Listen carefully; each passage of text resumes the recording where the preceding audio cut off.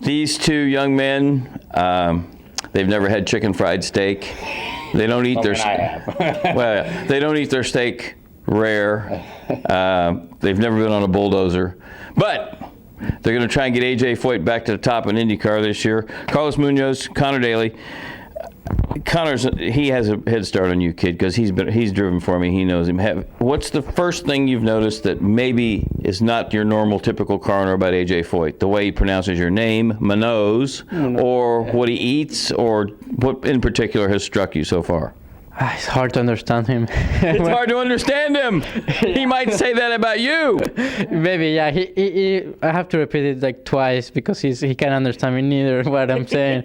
But I spend more days. Each day I understand him more and more. His Texan accent is getting better and better. For sure, by the end of the year, I think we're gonna have like fluid conversations. Have you learned any new cuss words from him? A lot, but I cannot say, I think, the words from the camera a lot. But you're learning. I'm learning. He makes some adjectives, adverbs. He has a couple words he really likes. Yeah. You don't want to hear those when you're driving for him. So maybe if I'm doing bad, maybe I'm going to hear them. Yeah, you don't want to hear those. Now, you, of course, got to drive for Mr. Foyt in your first Indy 500. Now, you being an American, this should bode well. He needs an American driver, and he's finally got one back. So, do you get the feeling that because he just voluntarily the other day seems to be in a pretty good mood about you too? Yeah, I think he's pretty excited. It's going to be cool. I mean, we got two young guns here, and we're only separated by like a month in age. So we're both hungry. We both want to do well. And just as we're kind of floating around the shop there, I mean, as we hear stories from AJ, I mean, it would be so cool to get him another Indy 500 win. And I mean, you just see all the history, see all the cool trophies and pictures, and it's like, man, we should get some of these in HD, like in the current era. So that would be really cool. Conor, do you think you can kind of gauge him? I mean, you weren't around him all the time, but you've been talking to him for the last year or something like that. It just seems like, he's the guy just turned 82 years old. He needs something to get excited about again. And I think that's kind of what he's looking forward to. Yeah, for sure. I think both of us, are really driven to win races. I mean, the whole goal of being here is to win races and to do the best job we can. And to be a part of the Team Chevy family as well is really cool. I think AJ is really excited about it.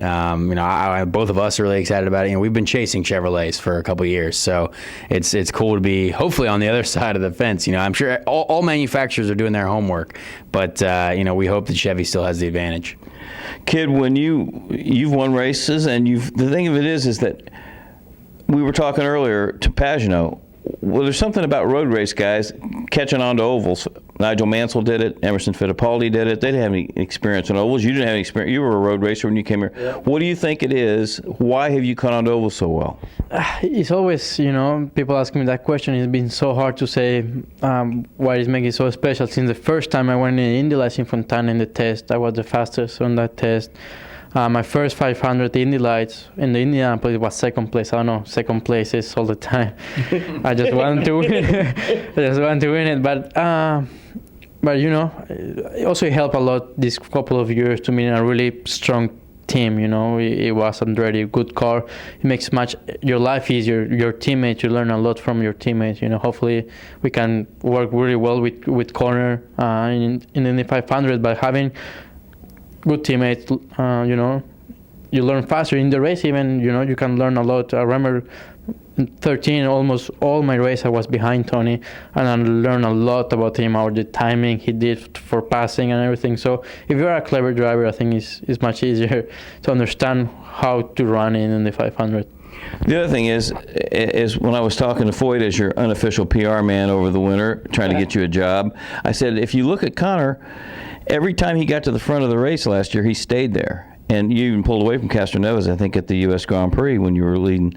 So the U.S. Grand Prix. Whatever we call it, Angie's Grand Prix or whatever. But do you think the little bit you were around him a couple Mays ago, you just maybe your confidence needs a shot on ovals, and I think you're good to go.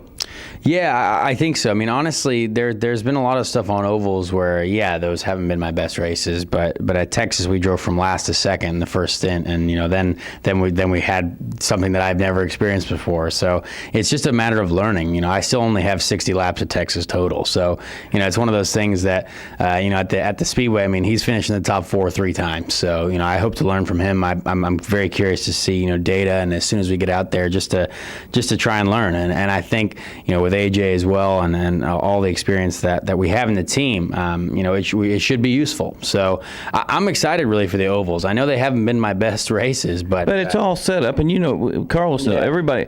It's not magic. It's getting the right combination. Yeah, exactly. And I think we put our heads together and we start really working on things. In the end, it is all about the car. So if we can get that dialed in, there's no reason why we shouldn't be up front. All right. Keep these two guys in mind this year. This is Munoz, that's what AJ calls him, which is pretty damn close to Munoz. And this is, what does he call you? Connor. He does. He knows your name. I think he said Foyt knows your name. That's very good. Anthony Joseph Foyt, chicken fried steak forever, and sloppy joes.